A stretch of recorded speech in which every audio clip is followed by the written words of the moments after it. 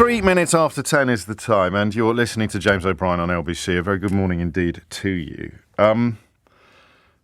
I was about to fall into a trap there, I think, almost of hypocrisy. There are two little articles in two different British newspapers today, one of which is rather brilliant and not a little beautiful, actually, and one of which is the opposite of all of those things. One headline is, "An illiberal spirit is gathering," and it's written by the author Ian McEwan. And the other headline is, "Cowardice of leftists who fail to defend free speech," which is written by a professor of sociology. No surprises for guessing that that's in the Daily Mail. So their decision today was to take a hate crime committed in New York State at the weekend against Sir Salman Rushdie and use it as a springboard into more hatred. Hatred in this occasion of leftists, whatever that means.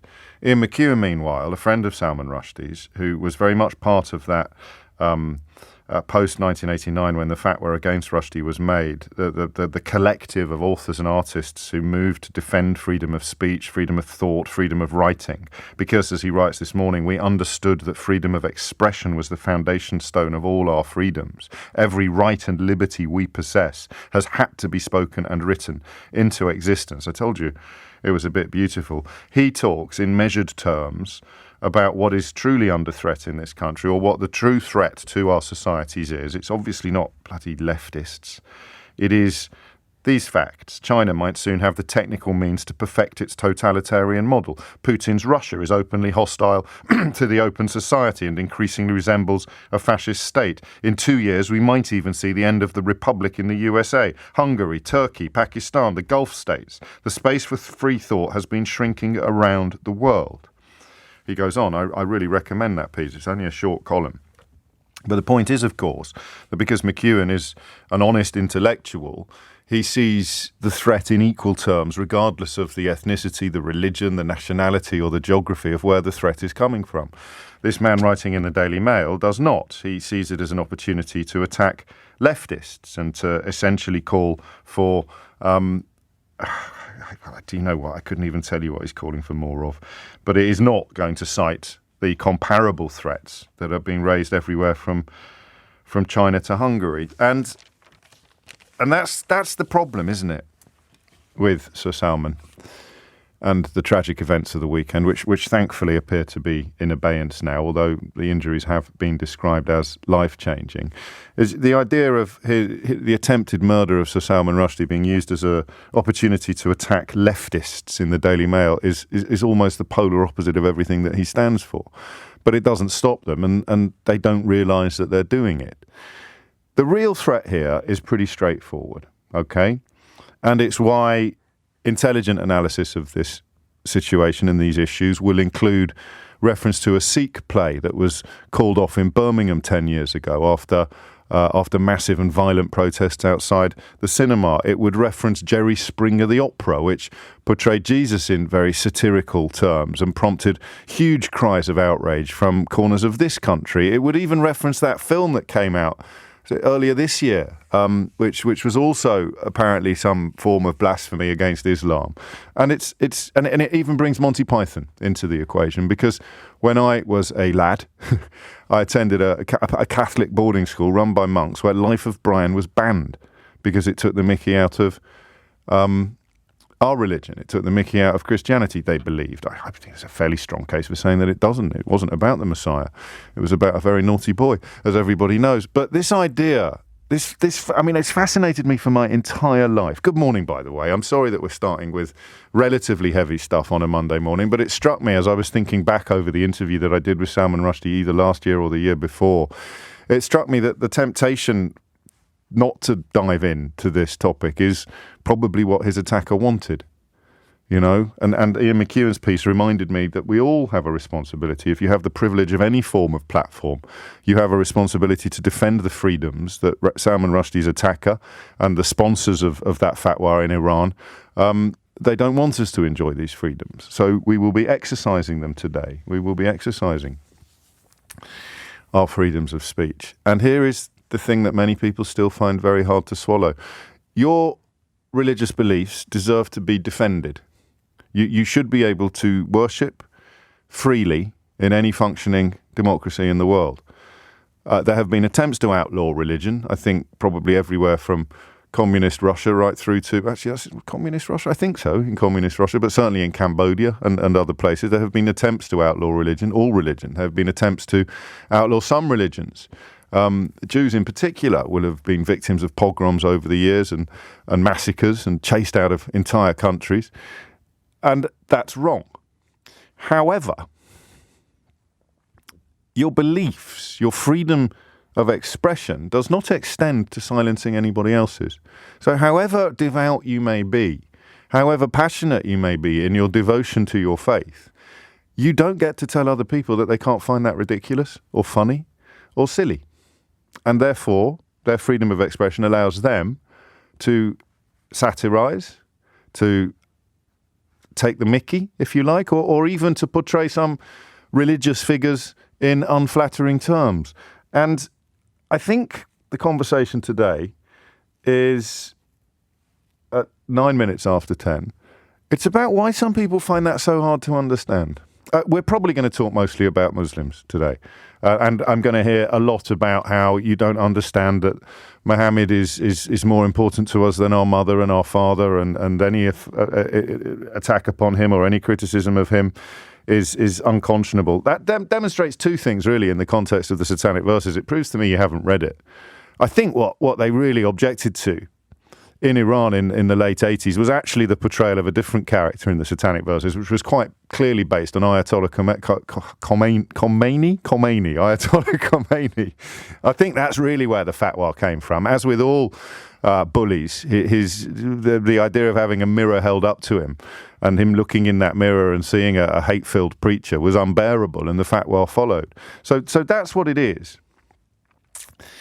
That's really what it is. It's where this belief comes from, that because you believe something that I don't believe, you get to tell me what I can and can't do. 0345 6060 973 is the number that you need.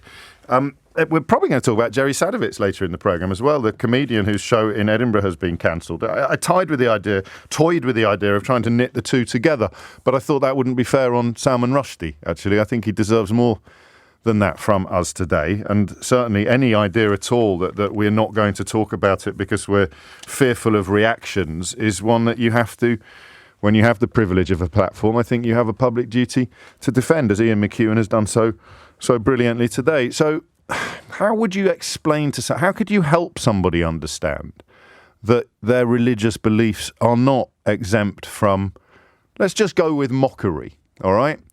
And that blasphemy is in the modern world, it's really not a thing. A guard against a little entrance to Islamophobia, which many people are desperate to run through, by citing those other examples of other artworks. But you go through history, and all societies have a pre-Enlightenment period. Almost all civilizations have a sort of theocracy in place that imposes structure, and therefore you are not allowed to challenge it or question it because it helps keep the status quo. It helps keep the natural order of things. There is literally nothing specific to Islam or the Middle East or Asian people, literally nothing specific to any of those things that creates things like fatwas. The word might be part of Islamic scholarship, but the actual practice is not. Blasphemy is not confined to Islam or to Muslims. I mean, absolutely absurd idea.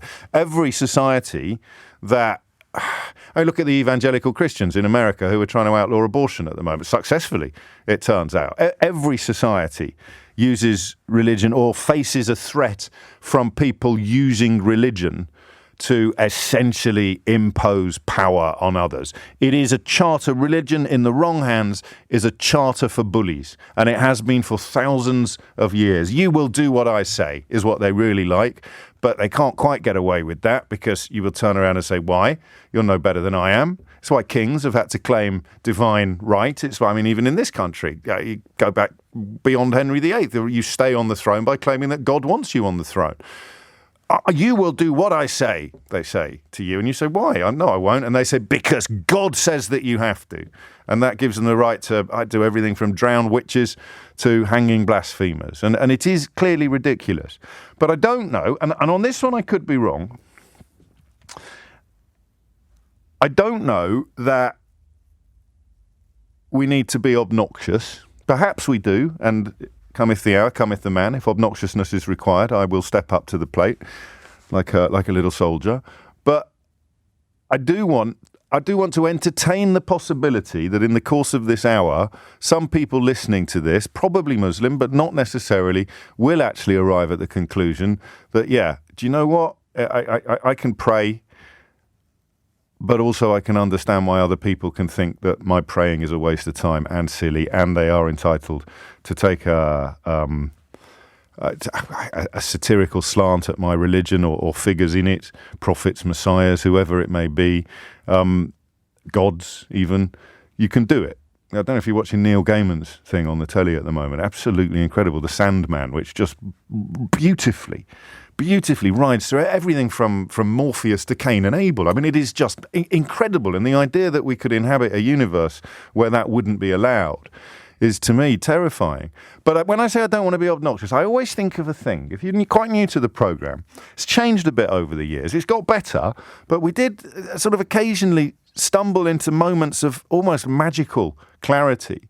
And on one occasion, I think we were having a phone-in about setting fire to the Quran, people who set fire to the Quran, which seems to me to be something that shouldn't be illegal, but also it should be derided as an unnecessary and an obnoxious provocation. I'd say the same about the Bible, for example. But I had a very angry caller online objecting to the suggestion that I just made to you. Of course, it shouldn't be illegal.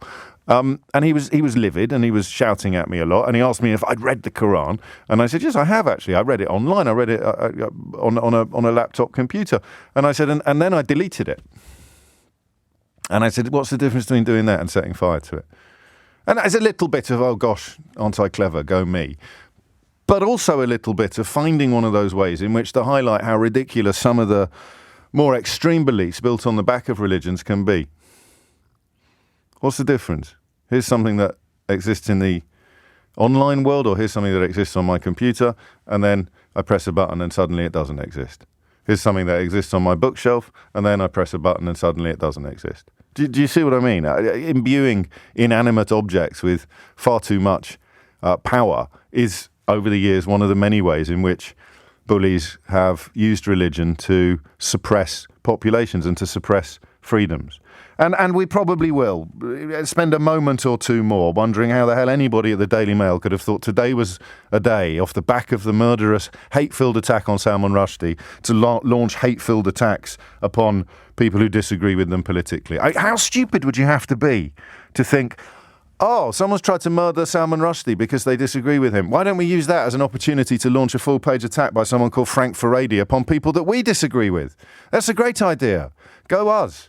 Shall I get the phone lines open? 0345 6060 973 is the number that you need. In a nutshell, I suppose, my argument is you are free to believe whatever you want to believe, up to the point that you think you can tell me what I can and can't do, even with your beliefs.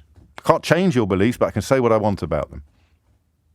Why is that still so hard for some people to understand?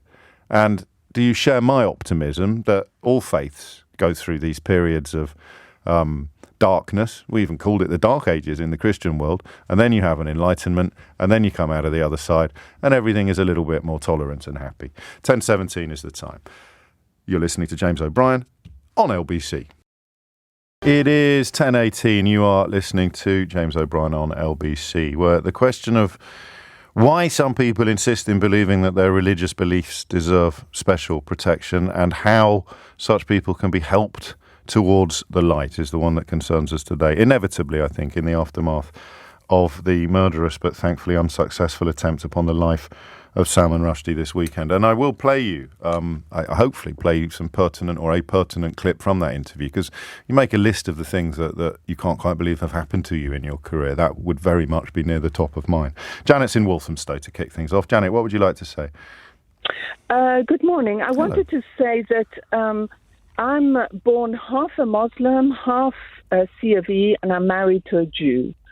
And I find that over the many years, we can make fun of Christianity. We certainly continuously make fun of Jewish people, Judaism, money lenders, all these things which comics are free and able to do so. I'm very interested to hear what you have to say, but I think what we saw particularly under the last Labour leader is that traditional tropes of anti-Semitism, whether they were in cartoons or elsewhere, are largely not tolerated anymore. I don't know there's a big difference between being anti-Semitic and being able to laugh. Yes. There's a great difference. And at the end of the day, so long as it's not deeply offensive, I mean, we cannot go around being deeply offensive, but we can utilize humor in many different ways. Islam is, unfortunately, it's a great pity because the book in itself is a great book, but over the many centuries, it's become an oppressive religion. And all you have to do is look at Afghanistan, Taliban in 1 year, what they have imposed. Loads of Muslims in Afghanistan used to fight against the Taliban. Absolutely. So we can't say that we can't make a generalisation about the religion based upon the activities of extremists, can we? Any more than you describe Christianity through the lens of the Spanish Inquisition. You could do. Or American evangelicals campaigning against abortion. I understand that, but if you take the general Islamic communities throughout the world and various terrorist incidences that we have... And what percentage do you think those terrorists make up of the overall Islamic population? No, I'm not talking about terrorists. I'm talking about... You just did. The weakened response... You literally just said the word terrorism. No, but I'm saying when there has been... So I'm asking you how representative is terrorist activity of mainstream Muslim thought? And let's just talk about British Muslims.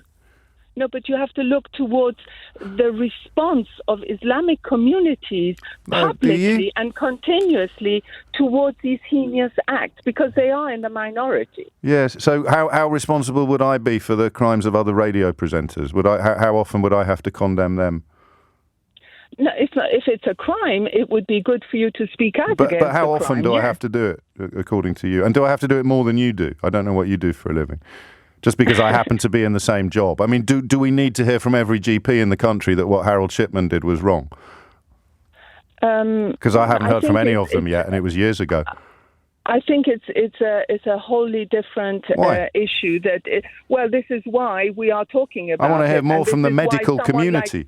The medical community should be condemning Harold Shipman a lot more than they have done, surely, according to your logic. I think this is why we're talking about Salman Rushdie was not able to stand up and speak because of his fatwa over his head. And we are just talking about the ability of being able to speak about these things without creating massive offence and without being fearful. So how did you end up then? How do you think you haven't used your real name? No, so how do you think you ended up talking about why Muslims should speak up more against terrorist atrocities when you rang in to talk about Salman Rushdie? Strongly about the fact that we but not strongly enough to use your real name. Because, it's obvious, and I think... Not to me, it isn't. I'm James O'Brien on LBC.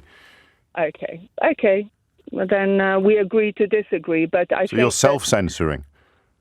No, I'm not at all.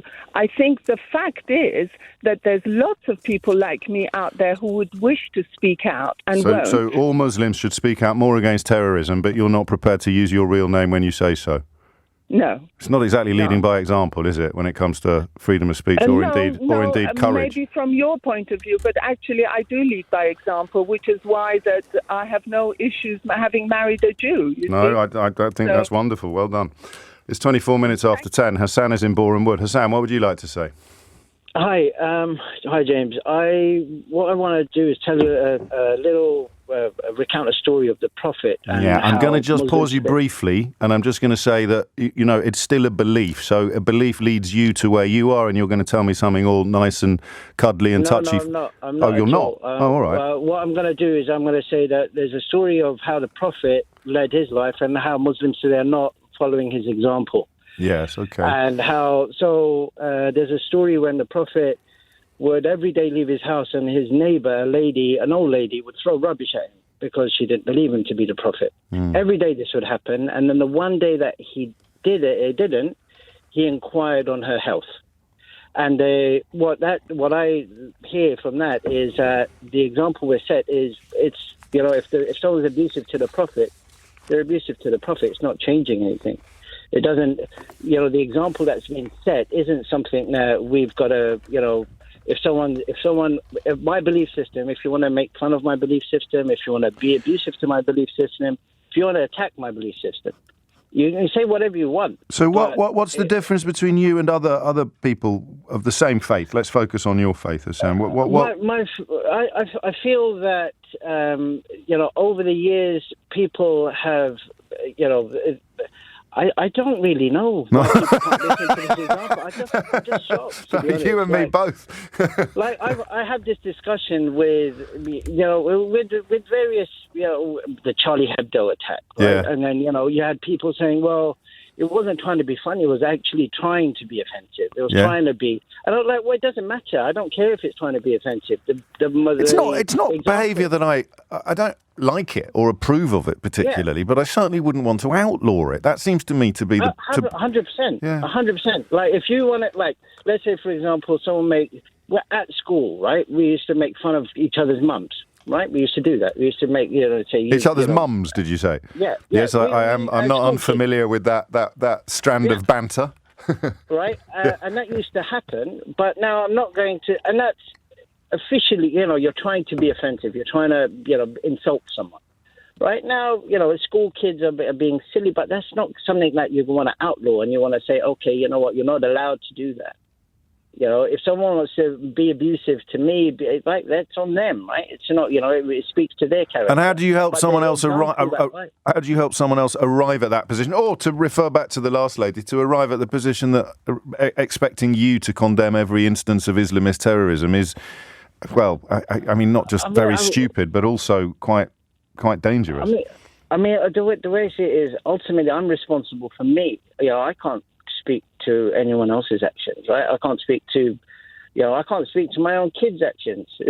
No. I try and don't we all teach them best I can. But if he, currently figuring out how to tease people, he's 3 years old. So I'm trying to instill, how to get him to not tease people. So it's not very nice, but you will raise him to hopefully share your faith and hopefully share your tolerance of criticism of that faith or even mockery of that faith. And that's the bit that I guess, I was raised a Catholic in some fairly devout circumstances, not mega devout, but on stuff like abortion and marriage and sex outside marriage even. Some of the monks and nuns I encountered were pretty explicit, pretty hardcore, and you follow your own path.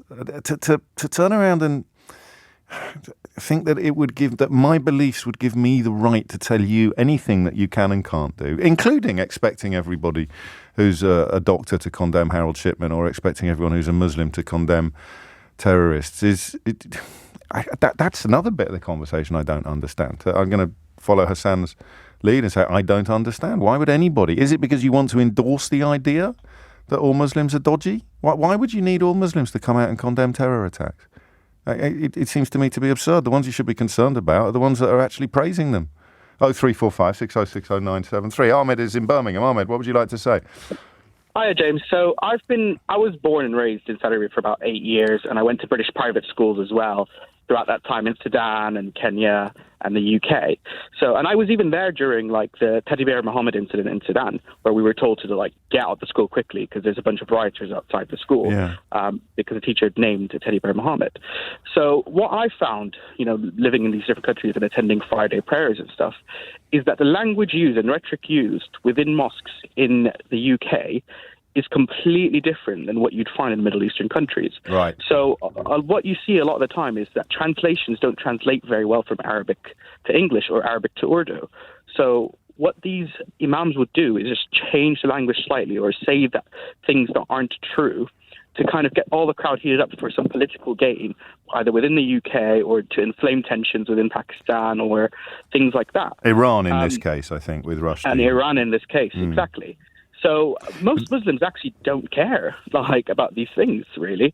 They hear it and they go, "Oh, here we go again. Like, they're going to make us look bad. What are they doing?" And also, Especially you're all going to have to apologise for it, because it's actually deep down, it's the fault of your religion that this stuff happens, rather than the fault of misguided idiots and murderous fools being, as you suggest, groomed into this sort of behaviour. How do you break the spell then? I mean, you must have had more experience of this sort of thing than I've had. I think the way to break the spell is to kind of vet these imams and vet these speakers that come in. You can't vet the leader of the Islamic Revolution. Well, I suppose you can, but then we're back in American imperialism territory. Exactly. The problem is that they need to break the spell by educating themselves, by challenging concepts. We go back into this whole aspect of, misinformation and trying to, like... As we do everywhere. And also, unfortunately, on if you see it as sides, and it's a shame that we have to, people are keen to see these divisions. You enforce your political strength in Iran by having precisely the sort of division that's whipped up by Islamophobic hatred in the United Kingdom. It strengthens you to be besieged by the usual suspects. Jake, thank you, Ahmed. I'm cracking on towards the news, but quickly, Jake in Bournemouth puts it rather well. In fact, so well, I wish I'd put it this way myself. Islam has not had a reformation yet, like Christianity. There's no central figure like the Pope to rebel against. The religion is in its adolescent stage. And we all know what adolescents are like. Dominic Ellis is here with the headlines. 10:34 is the time. A murderous attack on Salman Rushdie, the Iranian regime, very disingenuously claiming it had nothing to do with them, but that he brought it on himself. And there's a perverse logic to that argument, in that, the Daily Mail runs a piece today about why leftists are cowardly, but they won't publish the Charlie Hebdo cartoons on their front page. Does that make them cowardly? If you refuse to put your head in a lion's mouth, does it make you a coward? If you disapprove of the lion, you don't want to prove how dangerous the lion is by getting your head chopped off. So many of these debates are silly. So many of these debates are pointless. But fundamental, I think, to it all is the idea that some beliefs are somehow sacrosanct. And then we're living in a country where it was reported this weekend, people coming into government ministries are going to have all their social media vetted to make sure they've never criticised the government. It's on a different level completely, of course it is. But the idea that there is one side desperately trying to shut down freedom and another side desperately trying to keep it alive is absolute hogwash. We all get it wrong sometimes. But if it is driven by politics or by religion or by a belief, gender-based beliefs and strongly held opinions, there is no side. So talk of culture wars is so dangerous, because you pick a subject, the idea that everybody from one side, everyone who thinks this about race is going to think this about gender, or everyone who thinks this about religion is going to think that about race, it's palpably absurd. And yet here we are again. Why? Why do some people think that their religious beliefs should be protected to the point of trying to kill those who have mocked them or reinterpreted them? Let's have a look. A lot of people pointing out that episode of Curb Your Enthusiasm where Larry David gets a fatwa and Salman Rushdie advises him on how to deal with it. It is a piece of genius comedy, more than comedy somehow. Like the best comedy can be, it's pure art. It's absolutely beautiful. Here it is. I don't know who Fleming Rose is, actually, but this is a great quote. I don't think that a cartoon is worth a single human life, but the dilemma for every one of us is, what do we do when other people think that way? He also said that I see that as a mark of honour to be a free speech fundamentalist. He was a great friend of Salman Rushdie's, apparently, but so do I. And yet, if I was the editor of the Daily Mail, I wouldn't run a piece saying cowardice of leftists who fail to defend free speech, but neither would I put Charlie Hebdo cartoons on the front cover of the newspaper, because that would pose a risk to my staff, my colleagues and myself. So how do we do it? How do we progress? I wish I'd been around in the 19th century or the 18th century. I mean, how do you move on from the Spanish Inquisition, which led to the deaths of thousands of people in Europe for not being sufficiently Christian by other Christians? I don't know. Asia is in Camden. Asia, what would you like to say? Hi, it's just this whole terrorism stuff that's going on with Salman Rushdie was horrifying when I read it, because I don't think that Islam needs to be defended with murder. I don't understand the logic of it. I'm a Muslim. No, There is nothing that says, if somebody criticises the Prophet, go ahead and kill them. There's nothing like that. I don't know where they're getting it from. And the reason that I called in today is because a previous caller was talking about how Muslims should condemn terrorism. How often have I been doing that? I grew up under the war on terror. I'm 36 years old. I've been hearing about Al-Qaeda and ISIS and all these terror attacks, and I'm terrorized by them. I don't feel that they represent me. They don't represent No, that's why I was quite impatient with that caller. I find the argument pretty obnoxious, to be honest with you. The idea that you somehow have to prove that you're guilty until you prove yourself innocent of collusion. And I had to, though, with the general public. I can no longer wear a headscarf. I actually had to stop wearing Islamic clothing because of the Islamophobic abuse that I was getting because of all this stuff that ISIS were doing, and I didn't want to be visibly Muslim anymore. And the other thing is that I come from Somalia. I was born in Somalia. I came to the UK when I was 6 years old. I've been here for about 30 years. And my grandmother was dying. She was over 100 years old. And I thought, this is the last time that I'm going to be able to see her. So I risked it. I went to Somalia when Al-Qaeda, Al-Shabaab were in charge of the country. There was no government. There were no AU troops, nothing. And I was in my early 20s when I went, and I just remember having to stay indoors for a lot of the time. But one day I needed to pop to the shop, so I went out, and this little kid just comes over the hills, and he's screaming, "Oh, she's wearing perfume!" And I didn't realise perfume wasn't allowed. And then I turn around, and there's a rifle pointed to my head, James. There's an automatic rifle pointed to my head, and it's an Al-Shabaab member. He's got a gun to my head. Because you were wearing perfume? Well, I thought it was about perfume for about a split second, but then it turns out they made up an entire new rule which says you have to wear polyester or rayon because cotton is too revealing. Right. These weren't invented 1,400 years ago. These materials weren't invented. And he's got a gun to my head. And then I'm just like, I don't know. It's just like a minefield to actually. And then when you're back in Camden, you're being told, or you're hearing on your radio, that you have to condemn any atrocities committed by these loon buckets. It's crazy, isn't it? A victim, and I would love to go back to Somalia. I have really great memories. I want to see my family, and I can't go back because they're targeting people, especially people who've come back from other countries, not just, but haven't stayed in Somalia all those years. They're targeting them with assassinations and bombings. And then to be held responsible for what they're doing when you're a victim, it just beggars belief. It's not actually very godly or religious, is it, what you're describing? It's just an opportunity for people, usually men, to exercise enormous power over other people, usually women. I mean, that's what almost all of it is. And a lot of it, but there's another layer to it, James, is that they've made millions of pounds from controlling the economy. They took over the ports and they were smuggling in God knows what through the ports. They burned down forests. I mean, these were some of the amazing woods in there that they burned for charcoal. They didn't even want to make a table out of it. They burned down the forest for charcoal, made all this money out of it. That's really, when I think about Al-Shabaab, I don't think about Islam at all. I've seen it with my own two eyes. I know that they're there to make money, and they get a few kids together and they brainwash them and they make them think that the whole world hates Muslims and so the more evidence the West provides that the whole world hates Muslims, the easier the job is for the groomers Exactly. I think the world needs to come together, James. Well, don't we all? I think the world needs. I just wish we would, because I don't have any anti-Semitic beliefs, anti-Christian beliefs. My friends, I've grown up in Camden. We have everyone here. I think most people are like us, don't you? Like the massive majority. And the problem on a day like today is we have to talk about Salman Rushdie. We have to discuss it.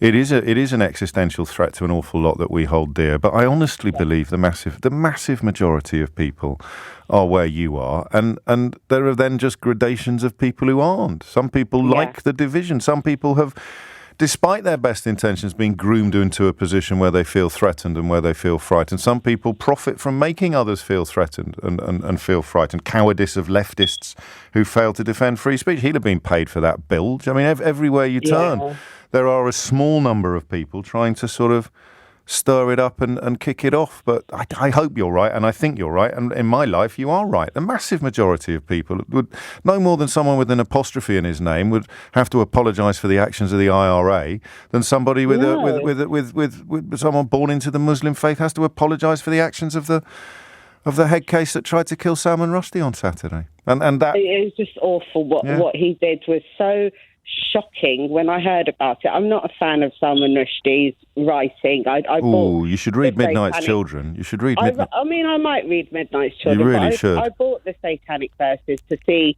what the fuss was about, and it wasn't really my cup of tea. But to think, that he deserves to die over that's insane. It is simply insane, and the fact that you should be called upon by others to make that point, otherwise, I don't know, suspicion is palpably absurd. 10:43 is the time. Thank you, Asya. We'll talk again. Sanjay's in Whitechapel. Sanjay, what's going on? Nice to talk again, James. And I just wanted to say, I think we've just lost the capacity to critique within this, and I think what certainly happens with certain faiths is that, and if we look at especially the Muslim faith, for instance, why don't we look at a different one? Well, I mean, we can look at different because we've been looking at the Muslim one for 44 minutes now, and we've been critiquing it. So let's critique another one now, just to make your point even more powerful. Well, no, because the point I wanted to illustrate was that Islamophobia for me is too broad a term. It doesn't allow for any discussion. So for instance, we've been critiquing Islam all morning. Let's do another faith. Well, no. What's yours? James, What's your faith? I'm Hindu. Okay, let's do that then. Well, let's say something. Let's say something about Hindu, shall we? Yeah. So what is it with the cows? Well, like I said, I'm not patriotic to my religion either. Yeah, no, but what is it with the cows? We have an elephant. I think with cows, I think they believe it's. What do you mean they? Because, well, they would be people who are from native Indian subcontinent. No, we're talking about Hindus. It's we, isn't it, Sanjay? Yes, it's we. Yeah, so let's critique it properly. So what is it with the cows? Yeah, so I think the cows is more down to... Don't give me I think the cows is more... This is your faith. You grew up in it. You know exactly what it is. I don't. What is it with the cows? Yeah, the cows is to do with it being a holy cow. A holy cow? Yeah. How does that work? Are all cows holy? No, not at all. So there's just one holy cow? That's how Indian villagers, for instance, would view the cow, because it would give milk, it would provide dung for fuel. Right. For fertiliser. Are you allowed to eat the holy cow? No, not at all. Are you allowed to eat any cows? You could do. I mean, I eat beef, so. But I mean, if you were a proper Hindu. Yeah, if I was a proper Hindu, so then, or if I was an Orthodox Hindu or I followed my faith, then certainly I would not eat beef, but I do eat beef. That's a bit daft, isn't it? That religious belief. It certainly is. Yeah. It certainly is, but that's the point I'm making. There you go. We're critiquing religion. Let's do it with pork now. Let's do it with pork now, which is other religions. That would be Judaism and Islam, isn't it? It would do. That's just daft, isn't it? No, but the point I'm trying to make, James, is that we can't. For me, there should be a separation with Islamophobia. If there's something that incites hatred and violence, we can part those anti-Muslim bigotry. Yeah. So that we should still be allowed to discuss. For instance, you might know Trevor Phillips. When he was part of the Commission for Racial Equality, he later produced that Channel 4 documentary, What British Muslims Really Think. He found that. But he's not a British Muslim, is he? No, he's not a British Muslim, but he asked British Muslims, or his sample, he found about half thought homosexuality should be criminalised. But for some reason, we can't discuss that. We just did. Yeah, we have, but then... we're literally discussing it. No, well, we can discuss We're discussing the thing that you said we can't discuss. No, we can discuss, but I think we should. Why do you want to discuss that on a day that we're talking about Salman Rushdie's attempted murder? Yeah, because the point I'm making is that if you ask, let's say, I don't know, community leaders, you made this distinction of, should GPs all be representative of shipmen? Of course not. But if you've got community leaders, that could be, I don't know, the Muslim Council of Britain. I live in Tower Hamlets. We've got the big East London Mosque down the corner. I mean, I would invite LBC to ask their official view on this. But I'd really why? be interested to know what their perspective, because I think that would then hopefully in part answer the question that you have posed. And if a Hindu does something terrible, who do we go and ask then? Similarly, I think it should go to, there are Hindu centres. Why don't we ever do that? Iris Damaj, because they're the community leaders. They set the tone. Right. They set. So the agenda. Hindu violence against Buddhism was quite well documented, isn't it? Yeah, absolutely. And I've never Absolutely. heard. I've never heard any Hindu leaders speak out about that. Well, no, because if you look at Prime Minister Modi, he's up for it. You know, his agenda as part of the BJP is to nationalise India. He doesn't believe in a secular country. Got to do with Hindu violence against Buddhism, but I'll look into it further. In conclusion, when we're having a conversation about people who believe their religious beliefs entitle them to tell other people how they should behave, you've rung in to tell me that how other people should behave. No, I'm saying they should be allowed to critique that. So we're critiquing it, but you're telling them how they should behave. No, I'm not saying that. You are. You're saying what you think the Muslim Council of Britain should do. I'm just saying. No, look, James. Surely. Sanjay, I am looking. It's a conversation about why some people think their beliefs allow them to tell others how they should behave. Well, because they. And here you are telling me why your beliefs lead you to thinking to tell other people how they should behave. No, James, because they should have the ability to hold. I should have the ability to hold two thoughts in my mind at the same time. And you are. Yeah. Yeah. So that's what you're holding one thought, which is that you should be able to tell other people how they should behave, and another thought, which is that other people shouldn't tell other people how they should behave. That's two thoughts. They cancel each other out, but I guess that's part of being human. 10:51 is the time, and I don't know, perhaps of a piece with the conversation that we're having, Pauline is unhappy about me using the anti-Irish slur, taking the mickey 3 times in as many minutes. So, I mean, I guess all of the people all of the time, or vice versa, but it's 10:51. I don't know, is that, do you want me to stop saying that? Is that a thing? Obviously, I'm of Irish extraction myself. But it is apparently a cover to excuse casual and ignorant use of a long-standing offensive stereotype. You should know better, even as an enlightened broadcaster. I don't want to take the mickey out of you, because then it would probably be pointed out that I hadn't taken the mickey out of someone Scottish today, and that therefore that's unfair. Or I don't know, is the point. That's why I thought Hassan's contribution to the programme was so powerful. I don't know. How much better, how better would the world be if more of us more often said, I don't know. And you're right, I have got a cob on today. I am cross because of what happened to Salman Rushdie. I'm profoundly moved and infuriated by it. But I'm not bitter, I'm just angry that this stuff happens. And a lot of the conversations that are prompted when this sort of stuff happens make everything worse. Cowardice of leftists. Sanjay there essentially saying, why don't we talk more about homophobia in Islam? Because you're not allowed to do it. How do you know you're not allowed to do it? Well, because there was a programme on national television 5 years ago all about it, and it's all been silenced. It was on national television, man. So these invitations, these silent invitations to actually entrench further and divide more, I'm afraid I'm like the kid in The Sixth Sense. I just see them.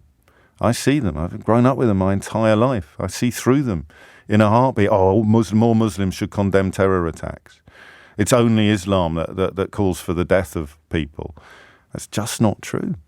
I see what it is, and I am very, very impatient with it. But you're right, perhaps, that a little more patience would go a long way. 10:53 is the time. And if this wasn't 2 or 3 days after the attempted murder of a man I hold in the highest esteem, I would be more patient. But don't come it with the, we need to do this and we need to do that. You're not allowed to say what you want in this country anymore without being called a racist or an Islamophobe. If you got your information from a television programme broadcast on national television, your argument that things are somehow silenced and critiqued is a little weak. I'd like to think we could all agree on that. Mohammed is in Enfield. Mohammed, what would you like to say? Hi, James. We spoke earlier. I was speaking to your researcher earlier. I think this whole Salman Rushdie issue is so old. Most of the young Muslims growing up in this country don't even know about it. True. That's the first thing. Although the attacker was only 25, of course.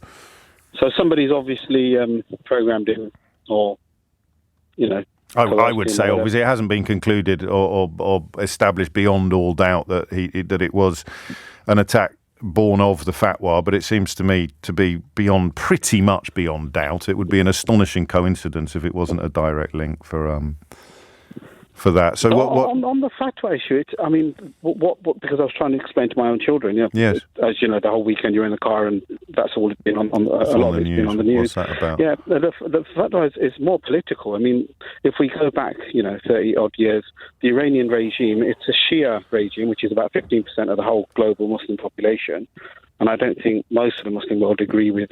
It's. I'm not trying to do sort of, sectarianism within Islam, but that's the only Shia-led country in the Muslim world, and I think the Iranian regime did it for their own political gain. I don't think it had anything to do with what devoutness or religiosity. It wasn't religiosity. I mean, the book offended Muslims. I think most Muslims who've looked at the book have thought it's a load of rubbish. He's written other good books, but this was maybe a direct attempt by him to get a bit of publicity or whatever. There's also, for the few people with strong opinions on this subject who've actually read it, there's another character in it who I think is pretty clearly based on the Ayatollah, and I suspect that is what wound him up more than the dream sequence featuring Mohammed and his wives. Yeah, so it's a touchy subject. I'm sure. If Salman Rushdie being of a Muslim background, I know his parents were non-practicing as well, and he's an atheist. So I'm sure he knew what he was writing, and he was born into a Kashmiri Muslim family, but not practicing is the point. I think. Yeah. So not that matters. If you were Jewish being rounded up by the Nazis, it wouldn't matter whether you were practicing or not, would it? No, it doesn't. No, at all. It doesn't. So what did you tell the kids? You just told the kids it's got had nothing to do with God and everything to do with man. Yeah, I think publicity gone wrong. I think if you ask Salman Rushdie, did he expect such a backlash? I don't know. He probably would have said, I don't think he did. Was it a miscalculation? But it's so long back. It's just all been brought back, and Yeah, but why? It's because of what happened on Saturday. There's no. I'm sure this isn't your intention, but of course it is. Of course it has to be spoken about today because it has been dragged back into the very forefront of our consciousnesses, and the only thing to be grateful for is the fact that it would appear that Salman's going to be okay, albeit with what are being described as life-changing injuries. I'm going to play you a little bit just because I want you to hear his voice. That's all. I want you to hear his voice, and hopefully some of the quality of the man will come through your radio now. It's 10:57. This is from the full disclosure interview that I did with him during lockdown. This is one of the things I think is happening now is the creation in many countries, including both the UK and the United States, of a mythology about the past in order to justify actions in the present. Yes. I think the whole Brexit thing was based on the creation of a kind of golden age myth of what the country used to be like before all these inconvenient foreigners messed it up. Yes. And if we could just get rid of the inconvenient foreigners, then we could go back to, wearing straw boaters and punting down the river, and eating crumpets, and being English. I do think it's about being English because the Scots didn't think this, and bits of the Welsh did, and the Irish didn't really think it. But it was a kind of myth, a kind of almost P.G. Wodehouse myth of England, that we could just get back to if we just get rid of the foreigners. And it's the same, in America with the red hat. I always wanted to ask people wearing that slogan, when was America great? What is the moment of greatness to which we should seek to return? Was it, for example, when there were still slaves? Was it before women had the vote? Was it before the civil rights movement? Was it when homosexuality was illegal? When's the great moment? Because of course the thing about the golden age myths is that there never was a golden age. Right. So it's a fairy tale about the past, which you use to justify what you're doing in the present. And which is why the resistance to learning more about the past can be so furious. I think Cicero said something about countries that don't know their own history are sort of infantilized forever, and that fits, doesn't it, at the moment? And I think that's one of the things I think about why I so value the fact that I studied history. Right. Yes. Because what it does is tell you that the past is important. And Midnight's Children, of course, is. I mean, you would say a couple of times in the new book, in a couple of different pieces, about I hope I'm not paraphrasing too bluntly, but somehow fiction can tell more truth sometimes than non-fiction.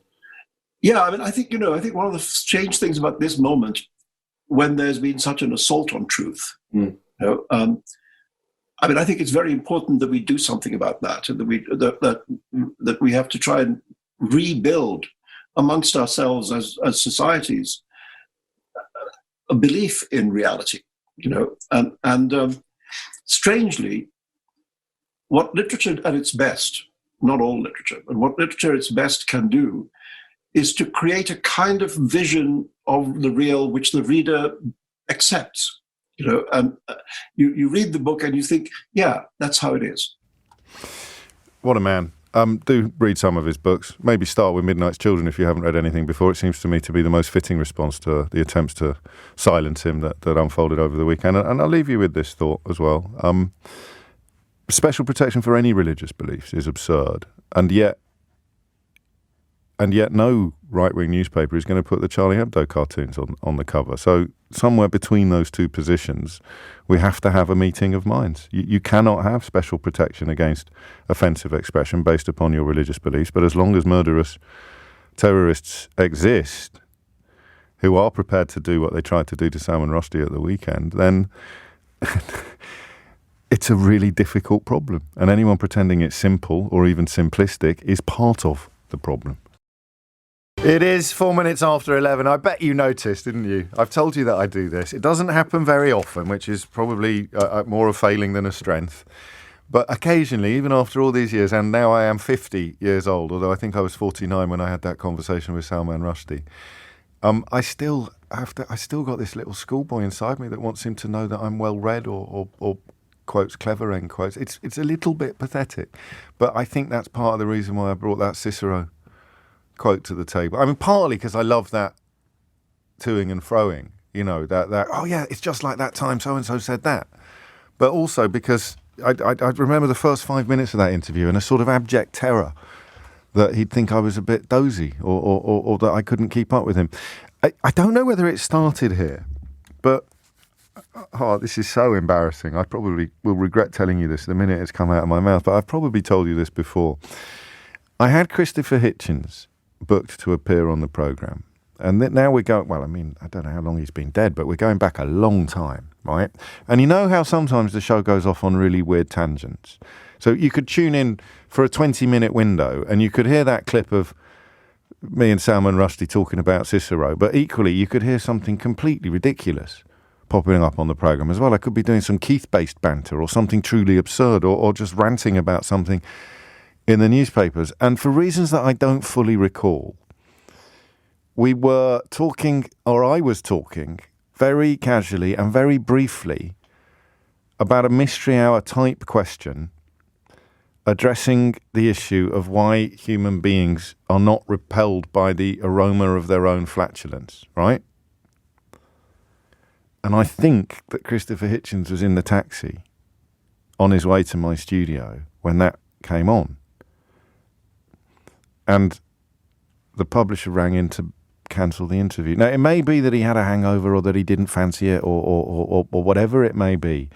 But I've always been slightly haunted by that thought because Christopher Hitchens very much, that era of English literature, British literature, when Ian McEwan and Martin Amis and Salman Rushdie and Christopher Hitchens and Julian Barnes and James Felton and the New Review, that period just before I moved to London and shortly after, all hanging around in Soho, I said to Ian McEwan, and you'll hear it in full disclosure next month, and I said, you were just getting drunk all the time, weren't you? And he got quite cross. He said, no, we were not.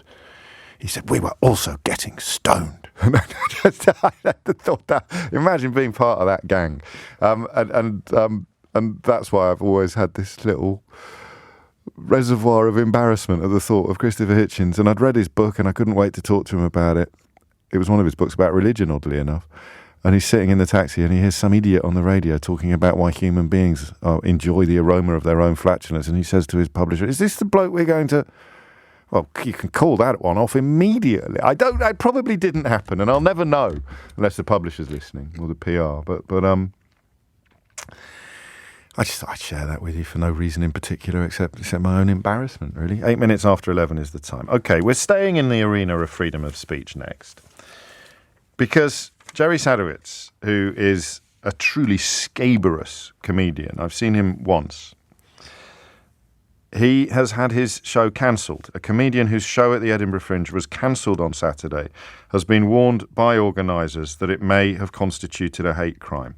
And I have not only thought about this story and how we might handle it on the radio, especially in the context of largely confected cancel culture, being dreamt up by precisely the sort of people who've used the attempted murder of Salman Rushdie to attack leftists in the Daily Mail today. I think I've got a way into it, but I'll take whatever you've got. So the act is incredibly offensive. I mean incredibly offensive. And that is what he is known for. You say Sadowitz, everybody knows that it is incredibly offensive. He is not averse to getting his... one of my godsons said to me the other day, I've got two godsons, they're brothers, and I don't know why, their mum must have had me on in the car or something like that, and I forget what we were talking about, but he's only 8, and he heard me say the word penis on the radio, and his big brother, he was so excited, he said, Uncle James said penis on the radio. So I'm gonna say it again, lads, if you're listening. So Jerry Sadowitz is not averse to getting his penis out on stage, which, if you're not expecting it, that's going to be quite a turn up for the books, isn't it? And equally, I don't know that you should be required to expect it. I don't know if it's a prerequisite of going in, but if you had to name a comedian in this country, he's Scottish American, so in either country, he once got knocked out, I think, on stage in Canada for saying something rude about Canada. I mean, actually knocked out cold by an audience member. I don't understand the impulse to do that sort of comedy, but my goodness me, if you had to name someone that does it, this fellow would be at the top of almost everybody's list. It's the venue that have cancelled the show after members of the audience and staff allegedly complained. If anyone's got first-hand knowledge of it, you'll be more than welcome on the programme. But reading into it today, I think the venue have made the decision almost independently. I don't think the venue have made the decision because of the complaints. Because if you put on a Jerry Sadowitz show and didn't get any complaints, it would be because the doors were locked and no one could get in. I mean, you're always going to have complaints about a Jerry Sadowitz show because there's always going to be someone in the audience who thought they had the stomach for profoundly offensive comedy and then discovered that they didn't. He is said to have exposed himself on stage. There you go, told you. But this is not the reason given for the cancellation. It said it would not associate with content which attacks people's dignity, and he used unacceptable language. He's accused of using a racial slur about Rishi Sunak, which I've heard was the P word, and derogatory remarks about women. Now, in most circumstances, that would be indefensible. And oddly, as someone who sort of leans towards freedom of expression and freedom of speech in some circumstances, but worries about incitement or the what would you call it, the sort of green lighting of really unpleasant bigotries and prejudices, I struggled to come up with what the difference was. I struggled to frame my own thoughts. And a pal of mine really helped me out this morning, actually, when he just talked about the difference between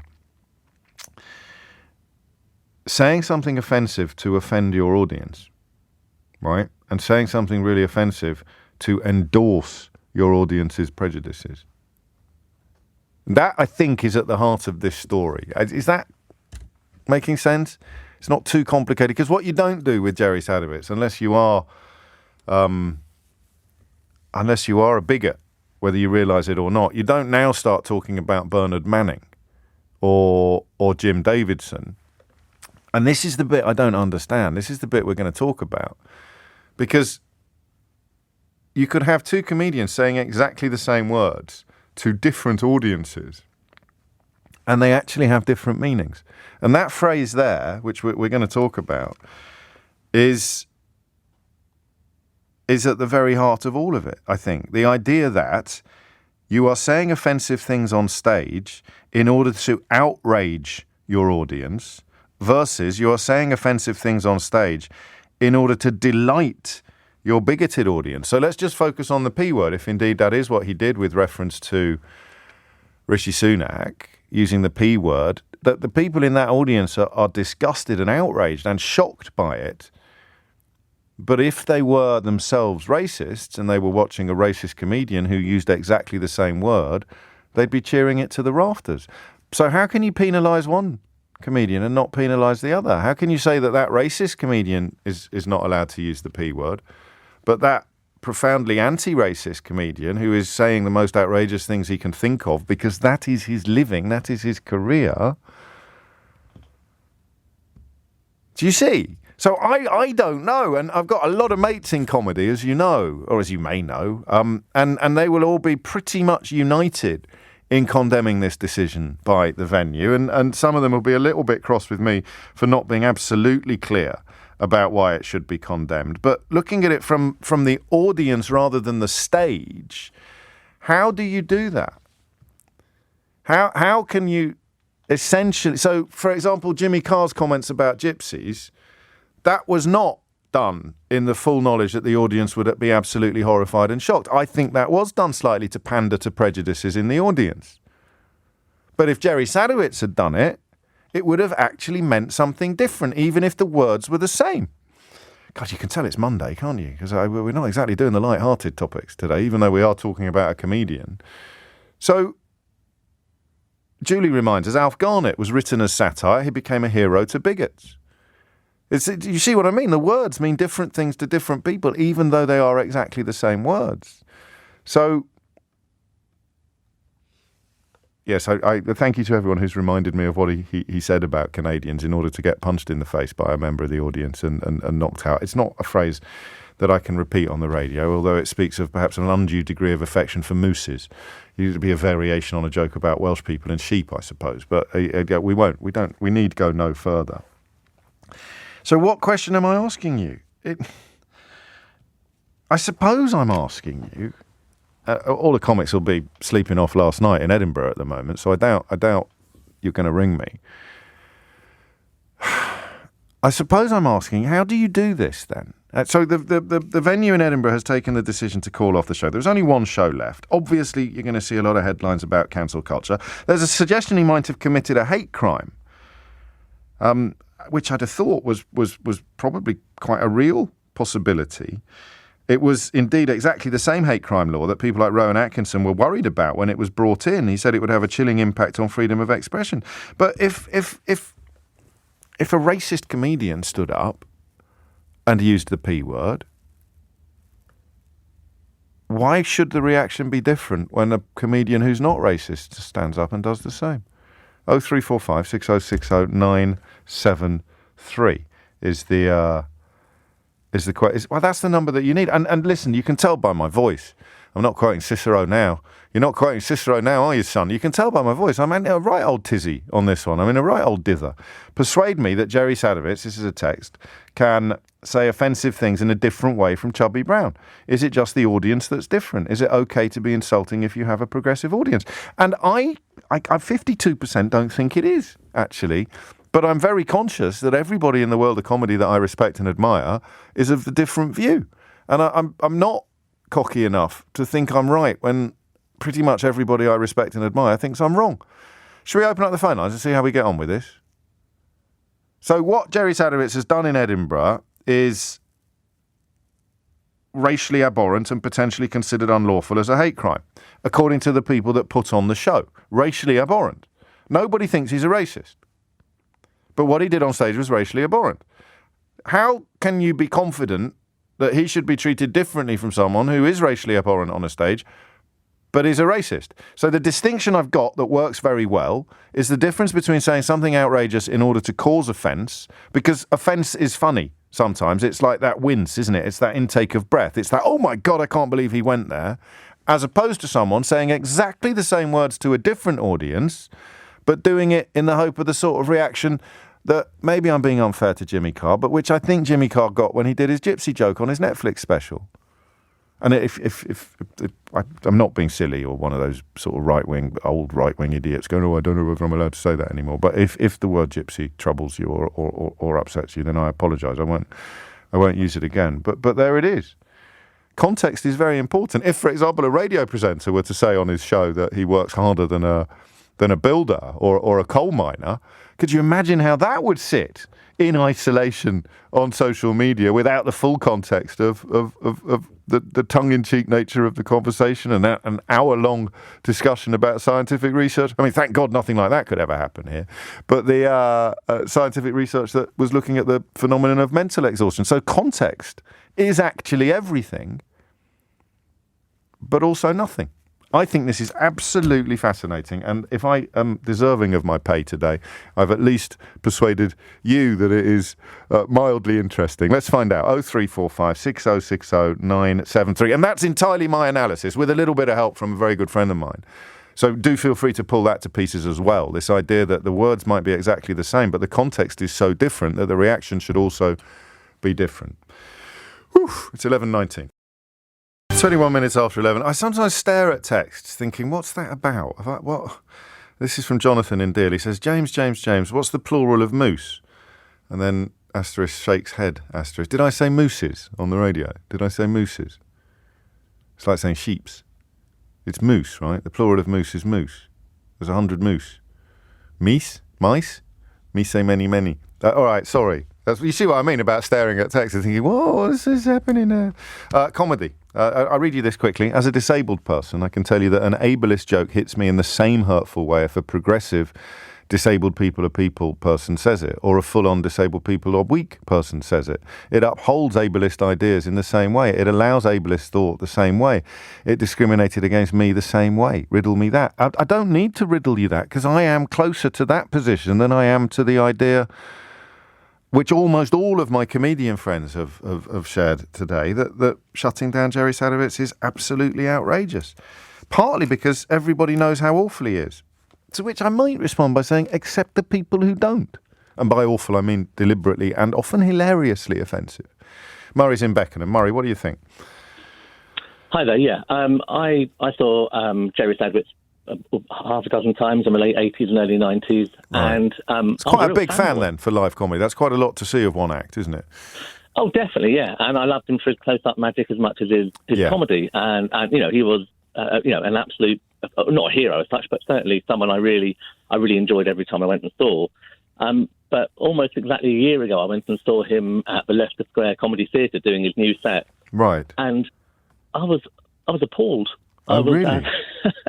I don't know whether I've matured or something's changed in my outlook, or maybe I think it's the national narrative has moved on, because large chunks of what he was saying could have been written by Katie Hopkins or Richard Littlejohn, and what was possibly once funny no longer is funny because of the atmosphere, I think, partly in the country maybe, and the general, is it zeitgeist? Is that the word I'm looking for? Yeah, maybe.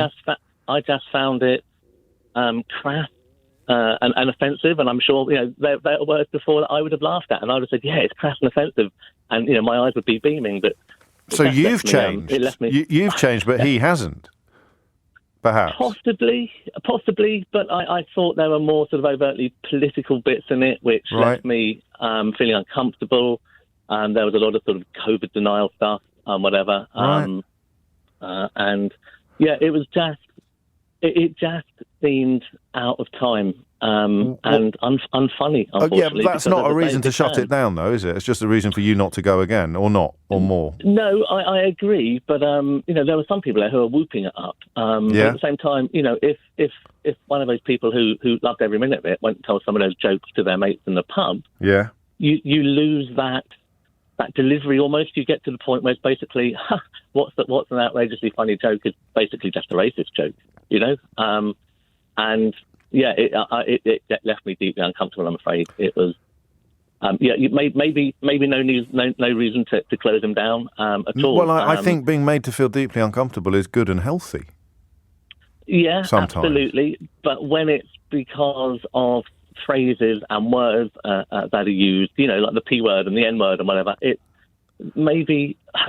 very hard to get the argument right that it's okay when he does it, but it's not okay when he does it. And Jerry's tried to do it, as far as I can tell, in a statement that he's issued, where it took me a while to work out who the asterisks are, but funnily enough, it refers to one of the people we've just mentioned. He says, I am not Jim Davidson, folks. A lot of thought goes into my shows, and while I don't always get it right, especially at the speed of which I speak, and I don't always agree with my own conclusions, I am offended by those who, having never seen me before, hear words being shouted in the first 5 minutes before storming out without listening to the material, which I am stupid enough to believe is funny, sometimes important, and worth saying. It's quite a long statement that he's issued. He's clearly quite bruised by this, but there it is. I mean, it's the difficulty, isn't it, of context and nuance once again.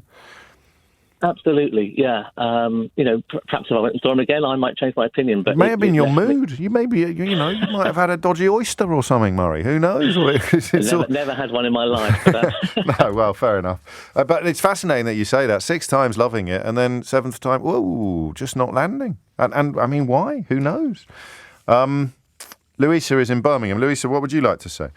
Oh, hello, James O'Brien. Hello. I'm very happy to speak to you. Hello. My name's Louise Omerland. I'm a comedian. You are? I've done Edinburgh. Yes. I've seen you on Twitter, haven't I? We haven't met. We haven't met, no, but I've read all your books. I think you're fabulous. Oh, that'll do. Thank you. Can tell you're a comedian. Boom! There he is. What do you think of this, then? What do you think of this? I think it's really sad, I think it's really sad. I think maybe it was poorly handled. Yeah. I think this is somebody that people know is going to be offensive. That's what he's done. That's what he's done forever.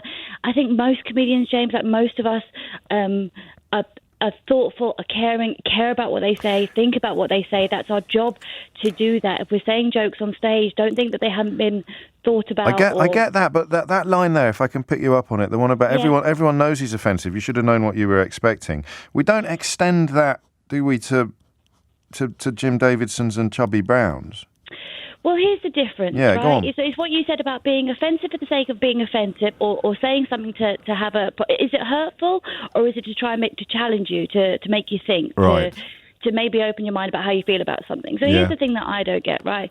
So if you're a comedian saying something, not all of a sudden, but now people are criticised for it, they're critiqued for it, all these things. You have people like... When somebody comes out in power and says women wear hijabs look like letterboxes, oh, that's a joke, right? That's a joke. That's funny. It's not a joke. That was offensive. Somebody should have been sacked for that. That's not a comedian saying that. That's somebody in a position of power, Home Secretary at the time, saying that. Right. When a comedian comes out and says jokes on stage in a live audience, by the way, so nuance and context is everything in that scenario. Everything. For somebody to take something out of that and repeat it verbatim to a stranger in the street, of course it's going to sound offensive. Of course it's going to sound horrible. So it is about the room. It really is. This is outrageous because it was Jerry Sadowitz in a Jerry Sadowitz room in front of a Jerry Sadowitz audience. That's what makes it wrong.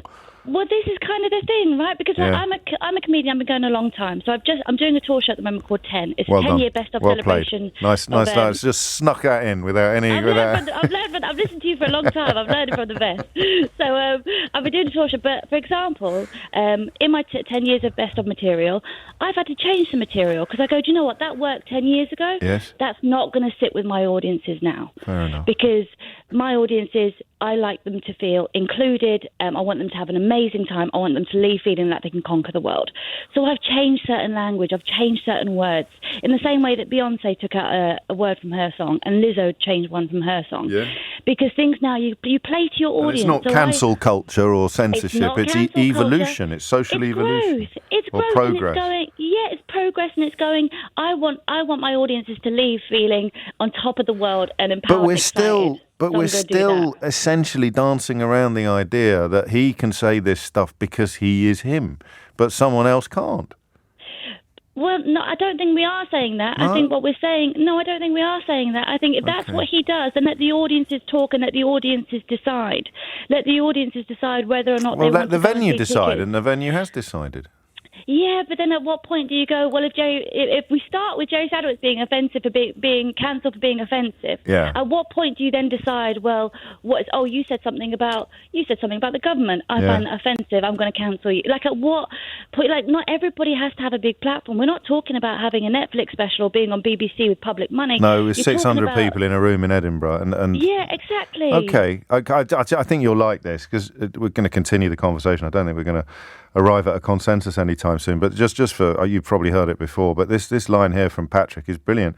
The golden rule in comedy: you either die a hero like Bill Hicks, or you live long enough to see yourself become the villain like Jerry Sadowitz. There are a few exceptions. He adds, like Stuart Lee.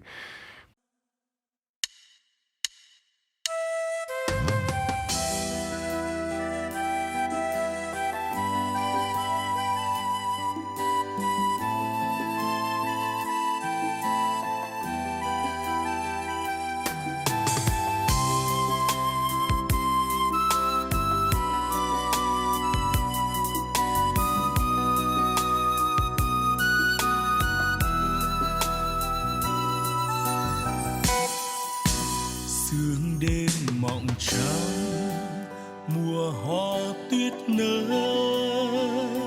giữa xa